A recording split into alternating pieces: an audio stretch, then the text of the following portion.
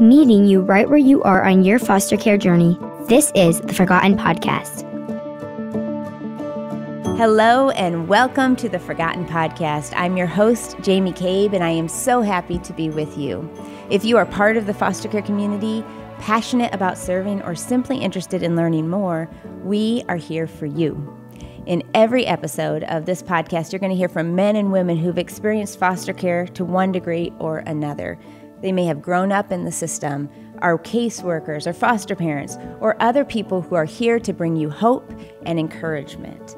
If you enjoy this podcast, please subscribe and share with a friend. Remember, you are not alone. I hope you enjoy the Forgotten Podcast. All right. Well, Emily, it is a great joy to have you on the show today. It is always a special treat for me to talk to one of our very own advocates, and you are a brand new advocate, which is so exciting. And today on the show, we are going to get super practical. Many of our listeners are foster parents, but not everyone. And many of our listeners are involved in this work in some way. But there's also listeners who just want to know more about foster care and want to know more how to support those who are involved and even maybe are even considering foster care for themselves, but don't really know where to get started. And so it can be very easy to be isolated as a foster parent. It can also be easy to feel misunderstood, right? Misrepresented, like others don't really understand. And so this is the kind of, we want to help people understand what it's like to be a foster parent, but also like how do we even start? So we're going to get to some foster care basics, but before I do that, what is your why? Why did you step into foster care? Yeah, so my why for why I started foster care and my why for why I continue are different. But I'll start with my why I started. Yeah. Why I started is ever since I remember, I have always had a heart for children. I was one of those weird 3-year-olds in daycare who was like sneaking over to the baby room, trying to take care of the babies. Like from a very young age, I think it is just part of how God has wired me and gifted me. And I've just known from a very early age that whatever I did with my life, I wanted to be working with children, taking care of children. And so when I was in high school, I did a lot of volunteering at my church and a lot of babysitting. And through that, I got introduced to this family who had, I think, about 10 children in their home at the time. And they could not find a babysitter. They couldn't. I wonder why. They had a hard time. I mean, they had, I think, their youngest was a baby. I think he was under 1, and they had up to teenagers.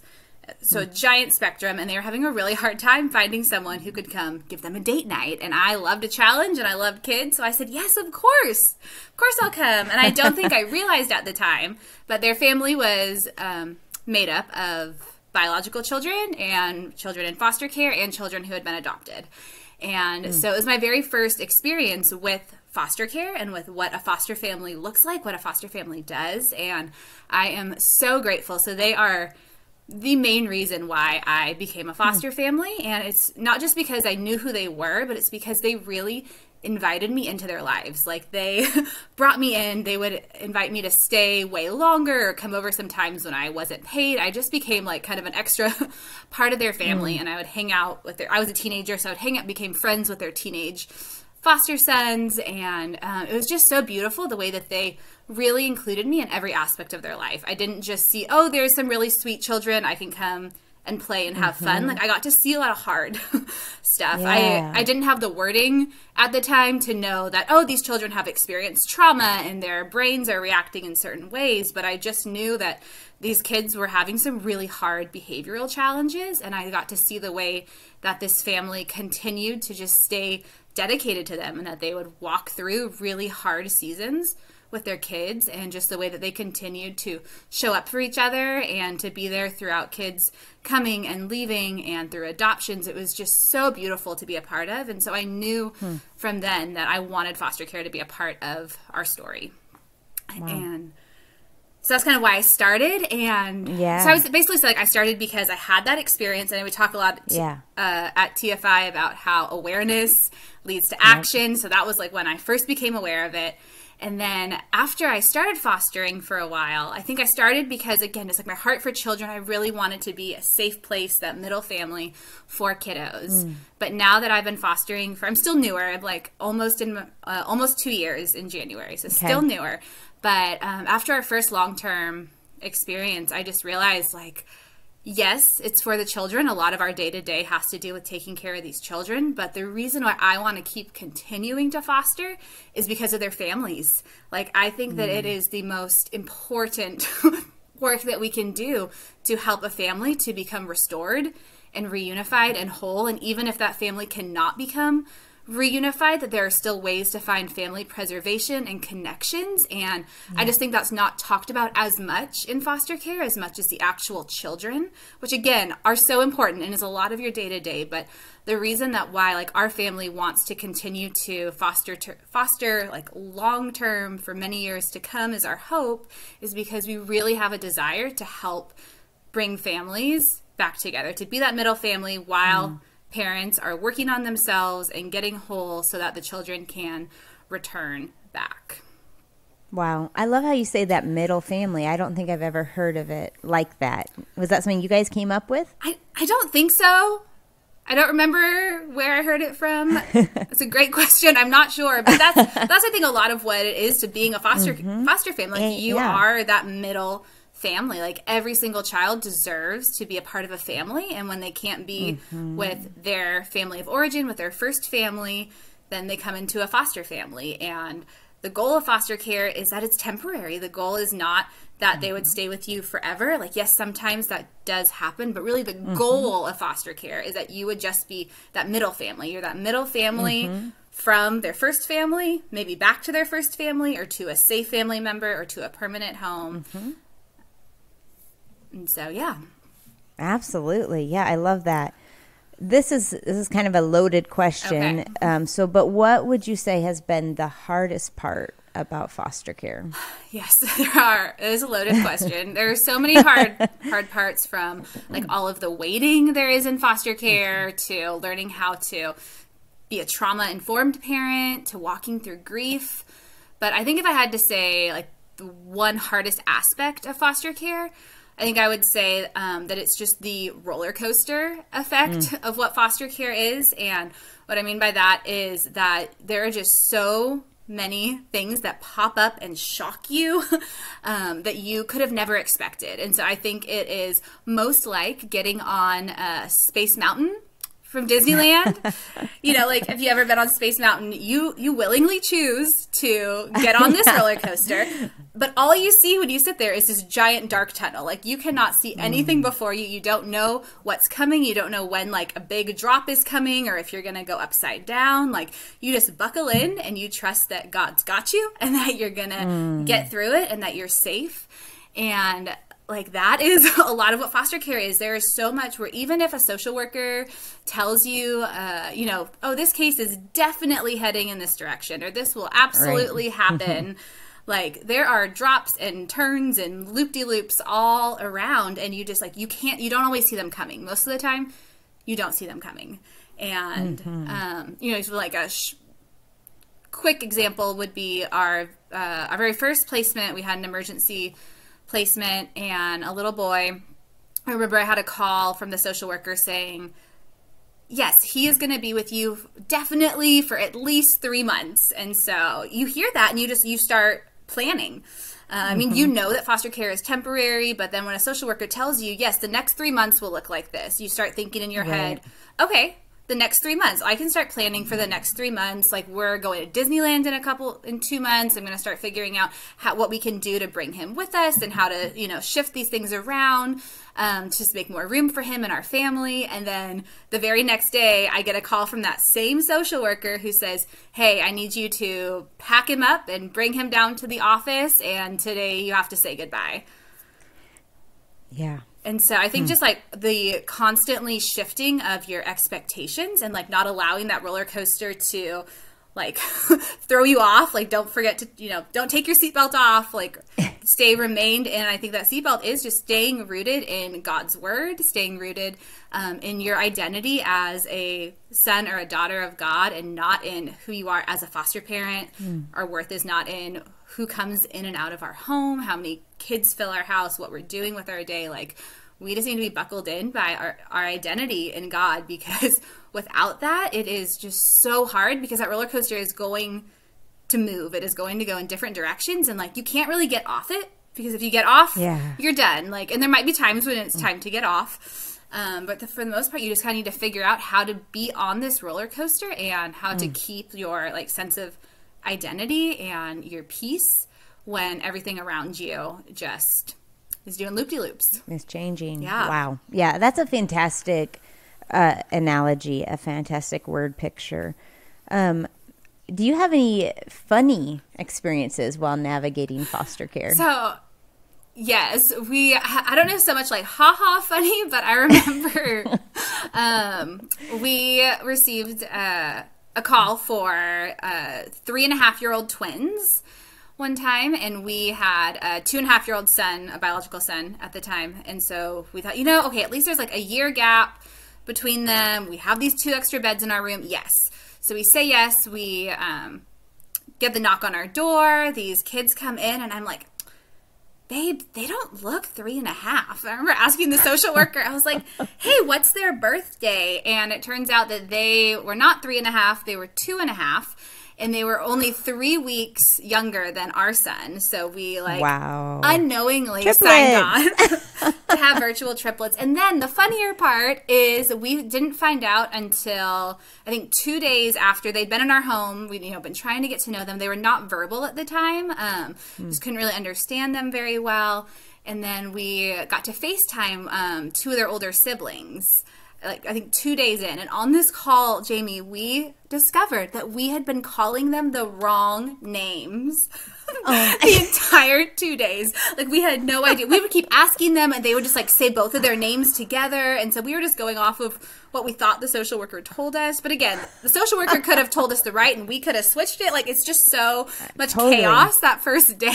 And so we still laugh about this sometimes. Like, you remember when we called our boys the wrong names for 2 whole days when they first entered were their our siblings home? the ones who said, this is this person? They didn't know that we were calling them the right name, but we saw them interacting, and they were talking to the boys, and I just realized, I'm like, oh my gosh, they are saying this name for this child. We've had it wrong. That's awesome. Yeah, there are definitely moments that you're just like, how is this even possible? Yes. How is this my life? Yes. Like, what is happening? Yes. Yeah, that's awesome. Well, cool. Well, thank you for sharing just a little bit about your journey and just your experience so far. So let's take it way back, strip it way down to the basics. Like, what is foster care? Yes. So foster care is being a temporary family for a child who's been removed from their birth family, from their first families. And with foster care, again, the goal is always reunification. The goal is always that the families would be able to, so when a child is removed, the birth families, they receive a case plan. Like, they go to court and they get a plan that tells them, hey, these are the things that you have to do in order to get your child back. And so sometimes they might say, 6 months, 12 months, 18 months, it can go on for a while, but the parents get this plan, and as long as the parents do what the court tells them to do, show up for visits, they might have some classes or some drug testing and therapies, and so all these different services that they get to do. And the goal is that they would do all these services, they would get healthy, they would learn how to keep their family safe, and then their children would be able to go back to them. And again, sometimes that's not possible, and sometimes they're, but again, if they can't return to their first families, then the next best thing in most cases is that they'd be able to move to a safe family member. And then sometimes if that's also not possible, then it is possible that the foster family might be asked if they want to be the adoptive home for a child. But again, the goal, especially at the beginning when you first receive a call, the goal is never that oh, I received this child is now mine, I'm going to plan the next 18 years of their life. Like, you really have to stay so present in the moment, because you have no idea how long they're going to be with you. And really, like, we have to be rooting for their first families in foster care, and we have to be kind of hoping that they won't stay with us at the same time, like loving them so fiercely that you know it is going to kill you when they go. And like, just that it's so hard to do both. Yeah. And I think when we're also talking about what is foster care, I think it's important also to mention that there are kind of a few different tracks that you could enter if you're wanting to like become a foster family. And I had no idea that that was a thing until after I was already licensed. And again, I think there might be, wherever you are, your state, your county, your different agency might use different terms, but generally speaking, there is what's called emergency foster care, so it's short-term foster care. What that means is that your family says that you are willing and able to receive a call kind of at the drop of a hat. So you don't really get any notice. This is what we did for our first 2 cases, drop of a hat. You don't get any sort of warning most of the time. And like I told you, no information. Like, sometimes you get age and gender, but sometimes that is not even correct. Sometimes that's wrong. And so with emergency foster care, it's really important to talk to your family about what it is that you are willing to take on, what you're willing to say yes to before you ever get a call, because you don't have a lot of times. Like, sometimes we're getting a call one time, they're like, hey, I have a 2-year-old boy in the car right now with nowhere to go. Like, all I know is he's a 2-year-old boy, nowhere to go. Like, can I bring him to your house? And so you kind of have to say yes quickly, just because we do not want children staying in the office, county office. We don't want them not having a family to go to that night. And so with emergency foster care, you really have to have a lot of flexibility in your schedule, because you don't know if a child, we had one boy who was only with us for 12 hours or 1 week, or our twins we took as an emergency placement, and then they ended up staying for 13 months. So you just really have no idea how long they're going to stay. But with emergency foster care, there are some families who say, I am only able to do emergency short term. I know there's a girl in our agency where I don't remember the number, but I think she's had over 200 children in her home because she opens her home for emergency care. So when a child is immediately removed, they go into her home while they're trying to figure out if there is like safe family that they can move the child to. Because oftentimes when you receive an emergency placement, they will be moved to family kind of quickly while that family member is figuring out how to continue with their licensing. They'll have to get a background check, maybe a home inspection, but then the rest of the process, most of the time they can do with that child in their home. So there's definitely a huge need for emergency foster care. Like, if you're saying, hey, I don't know if I can sign on for, a 13-month roller coaster, but I could maybe do 30 days or a couple of months, emergency foster care. There's such a need for that. And you can also be both, which is what our family was. We said that we wanted to start with emergency foster care, but we are open to the second track, which is long-term foster care.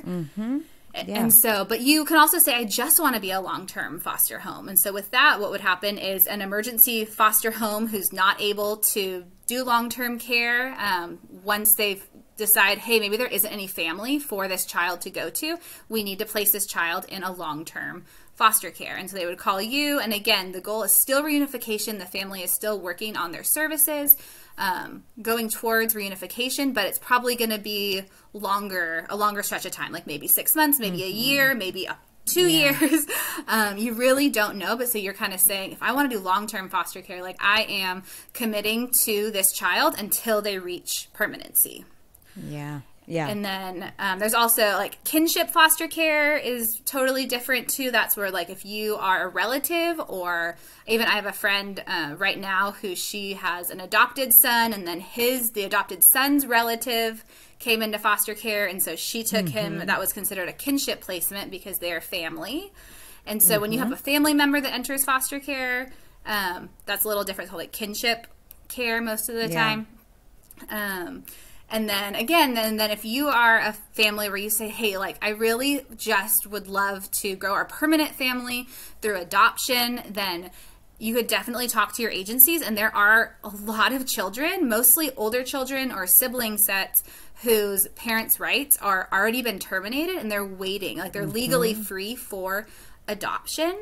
But I think what we don't want is we don't want someone to come in and say, hey, I'm going to emergency foster care or long-term foster care so that I can adopt a baby or a 2-year-old.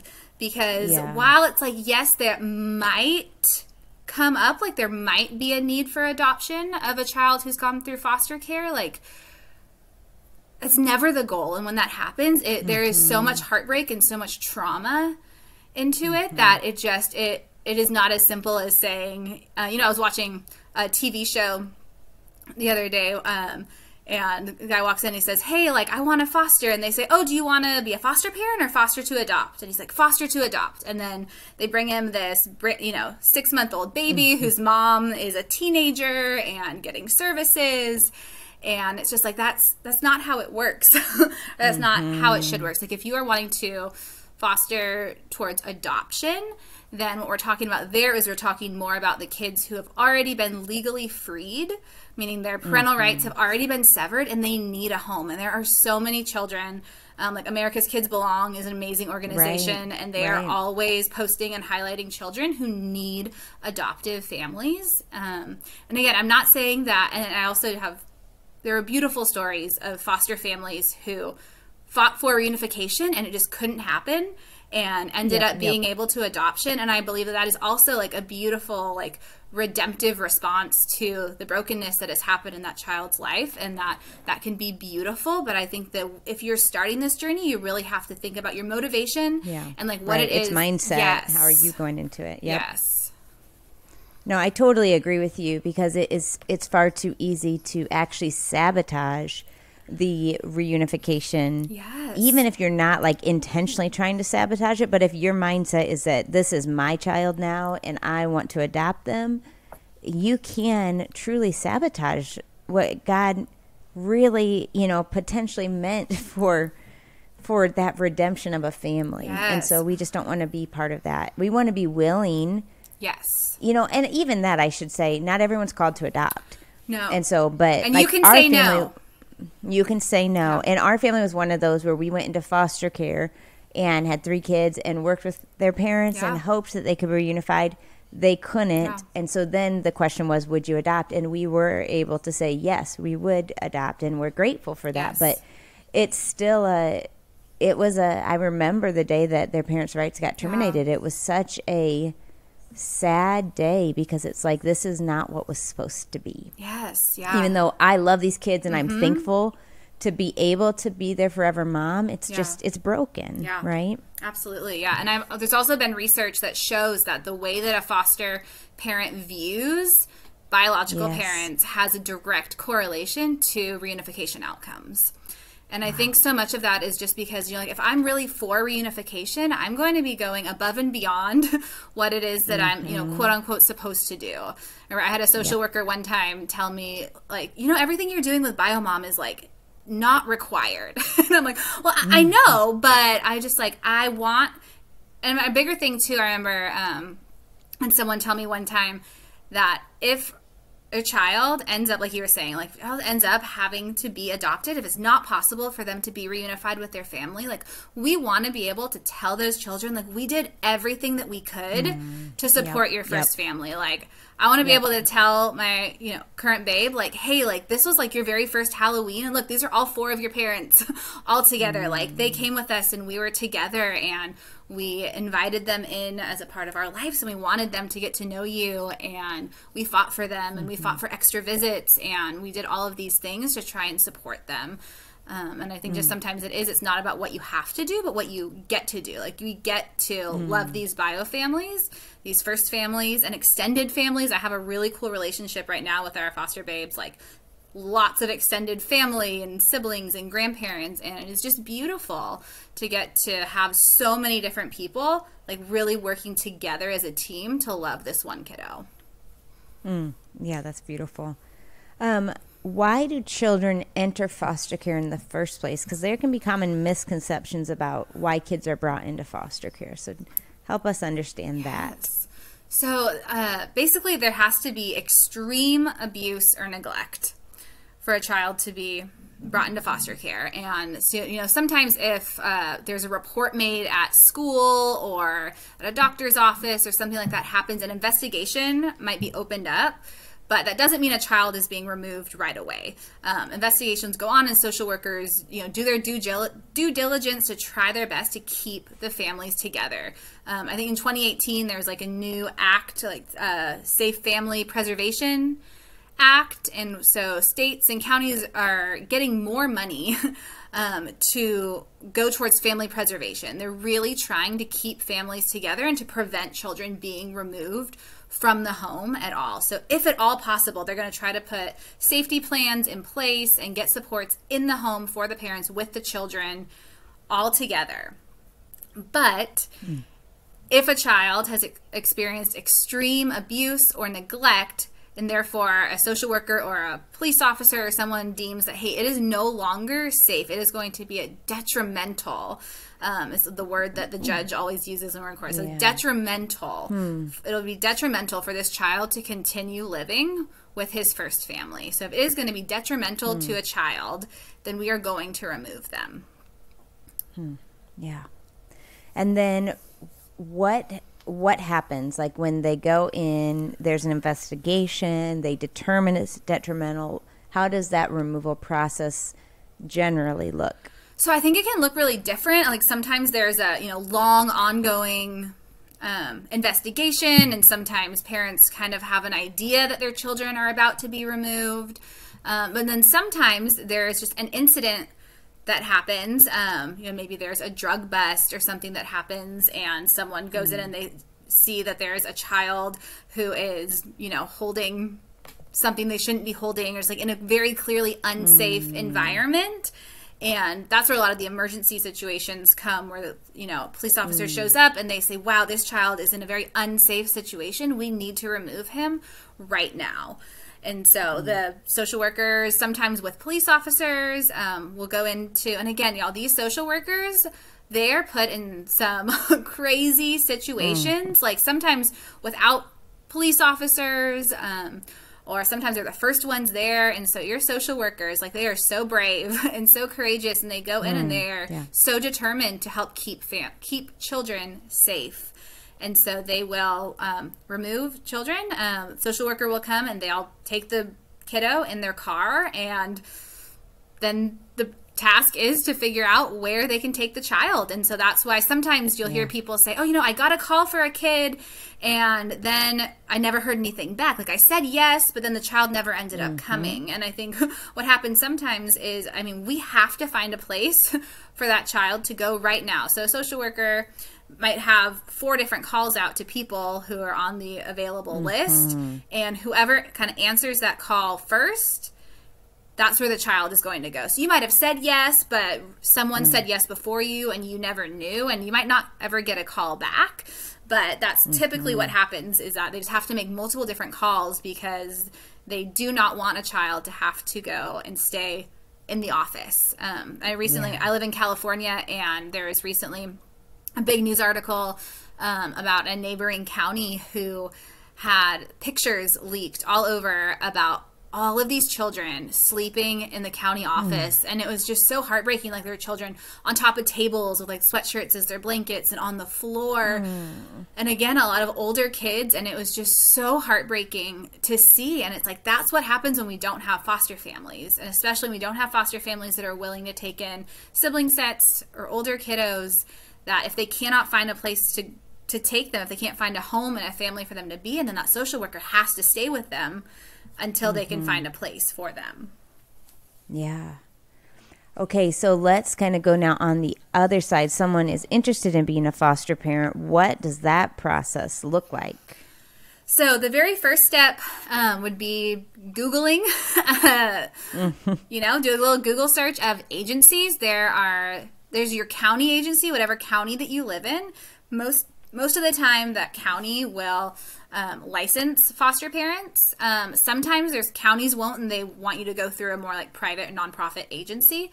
And so you can Google what foster care agencies near me, and then start calling and attending orientations. So that's really the first step, is that you attend an orientation meeting, and at that orientation meeting, you're going to find out more about your specific agency. Different agencies have kind of different like preferences or areas that they specialize in, which again, I did not know when I first signed up, and we actually ended up switching agencies because the first agency that we were licensed with, they really did, they were really into like matching foster care. So they wanted families who were long-term foster families who were wanting to adopt kiddos whose parents' rights were about to be terminated, and more of like that permanent type of fostering. And we just realized we really wanted to do emergency foster care, at least to start out for a season, and so it just wasn't a good fit for us. And so there are some agencies who really love doing emergency. Even like our specific agency has a special contract with the county to do emergency foster care. And so if you're in my county and you wanted to do emergency foster care, like you would want to pick my specific agency versus if you wanted to do more long-term foster care, or go through like a matching process to be matched with some older kiddos who have their rights terminated, then you might pick a different agency. So it really is important to kind of figure out like what it is that your family might want to do and who the different agencies are. And also you can attend orientations for different agencies, especially in the last year and a half. Like a lot of them have become virtual, so you can do a lot of virtual orientations too. And so first step is figuring out what agency you want to go through, attend that orientation, and then if you decide, yes, this is the agency you want to go through, this is the path that we want to start, then it starts the mountain of paperwork. You have a lot of things to do with your application. You have to get background checked, and there isn't really a set timeline. I think some people might say, maybe 3 to 6 months for everything, but it really just depends on like everything in foster care, a lot of different factors. For us, we had lived in a lot of different states before becoming licensed, and you have to get a background check for every state. And one of our states, and one of our states was like taking forever to send the background check in. And so sometimes you just kind of feel stalled or stuck, and it can be a process. And so I know that I've talked with a lot of people who have said, we've talked about it, but we're not sure if right now is the right time. I would say just go to an orientation and just start the process, because it's not going to be right now. It's probably going to be 6 months or even a year. And even if you get licensed or you go through the whole process and you decide, I still don't think we're ready right now, like that's fine. You can keep waiting. Like you really are in control as the foster parent to say what it is that you feel like your family is able and willing to accept into your home. Yeah. And that leads me to my next question is, so if you get a call, I just want you to reiterate that you are not, it's not the first call you get, you take. You don't have to. No. That may happen. Yes. And you absolutely do not. So you'll go through a home study process too. After your application, you go through a bunch of hours of in-person or virtual training too. Again, the amount varies state to state, county to county, agency to agency, but you do a lot of training, and then you have a home study where a social worker comes into your house and they interview your children, you and your spouse together, single. You don't have to have a spouse. You can absolutely foster single. You don't have to be married or own a house. You can rent. You can all these different things. They just have to make sure your house is safe and that you're able to financially support yourself as is, because again, you do not get paid to be a foster parent. You get a stipend to help with some of the expenses, but you have to be able to support yourself aside from that. And so you have to do a home study. They ask you a bunch of interview questions, and throughout that interview process of your home study, they ask you like what it is that your family is willing to say yes to. And so you get to say like, hey, we are both full-time working parents. I don't think that it would make sense for us to take babies and toddlers in this stage. Like I think that, I think that we're probably more equipped to do elementary aged kids. Or you can say, I'm actually a stay-at-home mom right now, and I think that, flexibility would allow us a great opportunity to be able to take in babies from the NICU or whatever that is, just whatever your family, whatever season you are in, you get to say, hey, yes, we are able to do this, or, I do not feel equipped for a child who has experienced this, or I would need extra training, or I don't think that I'd be comfortable doing this yet. And that is totally fine. Like, so that is all within your control to say, yes, I'm able to do this, and no, I'm not able to do that. And then also, you still might tell them, hey, this is our age range or this is our preference. And then you might get a call. But again, I just think that, again, with foster care, you have to always just be prepared for the unexpected. And then when the unexpected happens, like, you kind of have to be flexible. And so I'm not saying, throw all of your preferences out the window, but sometimes when you hear of an actual child, an actual situation in the moment, then you just I feel like you think about the situation a little differently, and then you start thinking, is that something that we could actually do? So I know for us, we said, hey, to start out, we're new at this. We just have one biological kid. We want to just do one child at a time. It's very common. And again, if that's you, that is totally fine. You can stick to that. You absolutely can. And then for our very first call, we were told, hey, we're doing this investigation. There is a 1.5-year-old boy. Are you willing to welcome him into your family? And we said, yes, absolutely. And so we had like a little bit of a heads up on that one, a few hours. And then that night, about 9:00 p.m., they say, hey, we're at the home, but actually there are 2 boys. There's not just one. And so I just look at my husband and we're like, I mean, absolutely, yes. Like, we're not saying no or splitting them up. And again, it's emergency. So if something were to work out and it would not be a good long-term fit, that would be totally within our control to say, hey, like, we're willing to help them to get to their next place, but like, this is not going to work for long-term. So you're in control of that. But that was a really cool experience for us because we didn't have anything. We had one bed. We had one like toddler bed crib. We asked him, we said, hey, could the 3-year-old sleep on an air mattress tonight and like get a bed tomorrow? And they said yes. And so we had a couple from our small group the very next morning. We lived in a rural area at the time. And so they drove 45 minutes down into town and bought us a toddler bed and brought it up the next morning. And then that little boy ended up leaving within 12 hours. They had like different mom. He had a non-offending parent and he was able to go home. And which is why they didn't know about him at first. And so, but anyway, so we had said, hey, just one kiddo. And then we had these 2 brothers for, 12 hours. And we're like, okay, like, we could do that. That wouldn't be necessarily a deal breaker, but we still want to say one kid. And so then we get a call for a sibling set of 5 that has been removed. And they weren't asking us for the whole 5, but they said, hey, we have this sibling set of 5. Would you, our age preference at the time, we said like 1 to 8. We didn't want new babies. We want like toddlers or like maybe up to 8 is what we felt comfortable with at the time. And they said, hey, what about a baby and a 10-year-old? And I was like, both of those are out of our preference. Like, we don't really have any baby stuff. We don't have a twin bed. Like, there's nowhere. Our house is not set up for that. And so we said no. And I said, if you have a different, if there's any of the other siblings that might, in a different age range, like, call us and let us know. And then they called us back and they said, hey, I know you already have a young toddler, but what about those twin 3.5-year-olds. And at first, I looked at my husband, and then I just looked in our room, and I'm like, we literally had 2 toddler beds sitting there. Wow. Because those sweet friends from our small group bought us that bed that never ended up being used. And I looked into our room, and I saw that we had 2 toddler beds, and I just felt God say, like, this is for them.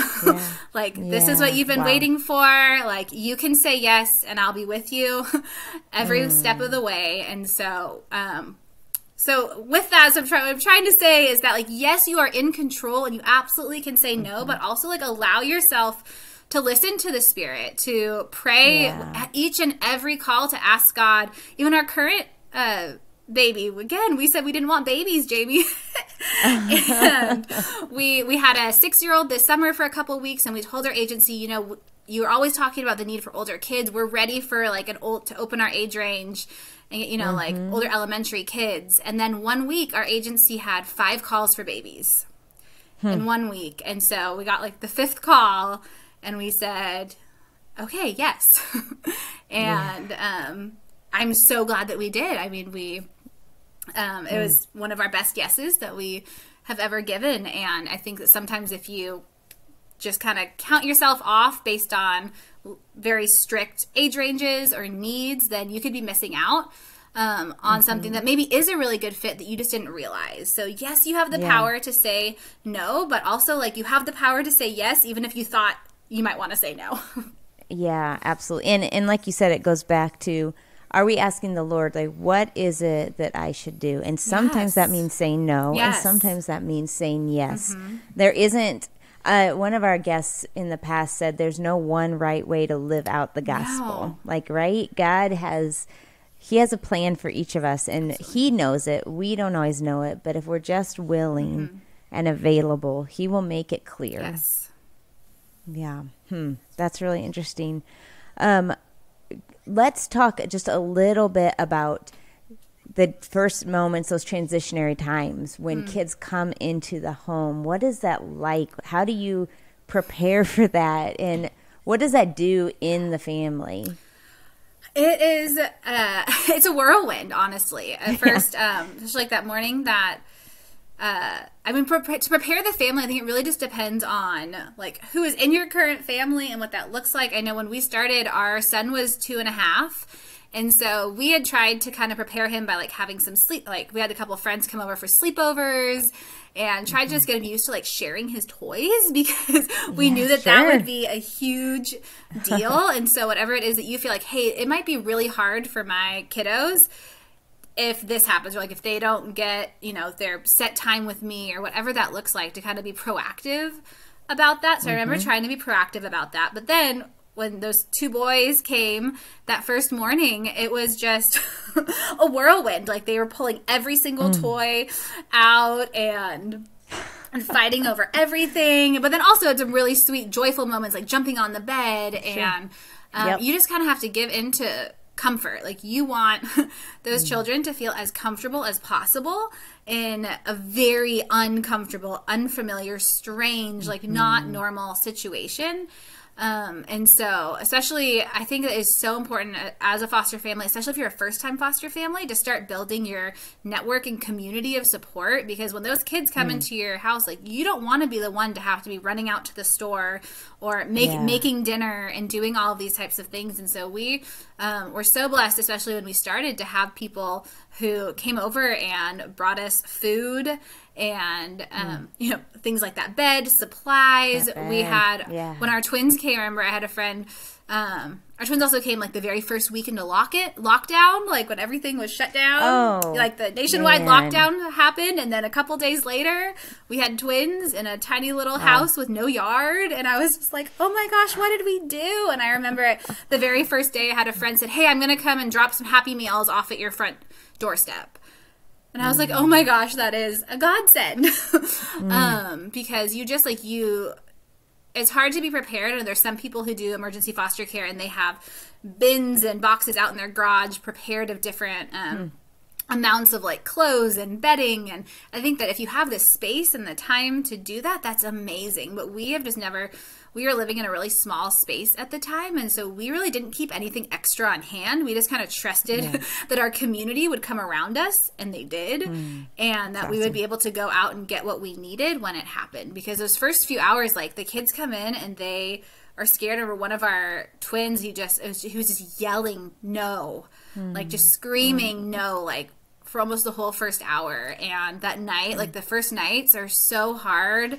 I mean, they were just screaming most of the night, and it is exhausting. It's like physically exhausting. It's emotionally exhausting because your heart is just breaking open, and you start to realize, you start to get a little bit more information about what's happened to these kiddos, maybe why they were removed, what sort of like abuse or neglect they experienced. And it is just so hard to process and then try and be present for those kids and for the permanent kids in your family and for your spouse. And so you just really have to be really intentional about how you spend your time. And I also would say, like, for anyone who is newly to fostering or about to foster, like those first few weeks, like are not your new normal. I think sometimes it feels like, oh my gosh, that's a good word. I cannot do this for the next 6 months. And it's like, it's not going to be like this for the next 6 months. Like it's going to be hard. And there are going to be, you know, some crazy days and some chaos and some trauma behaviors that are going to be really hard to figure out how to parent well. But like those first couple weeks are not your new normal. Like it takes a little while to figure out your new routines and just like what your family looks like now in this season. Yeah, I think that's a great word. And man, there's so many things we could talk about, and I've loved hearing your perspective. I'm going to ask you just one more question though, to close us out. How has this foster parenting journey impacted your relationship with Jesus? Gosh, there is nothing that has made me feel closer to Jesus than fostering. I mean, Jesus is the only one who knows what it is really like to break himself open for others, like physically, to give himself away for those that he loves. And that is the hardest thing. Like when I think about the grief that I've been walking through, the last about 7 months, my twins got to reunify, and it was beautiful. Like, I am so glad that they are home.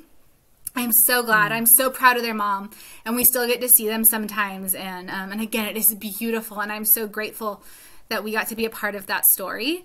But walking through the grief of unbecoming their mom has been so hard.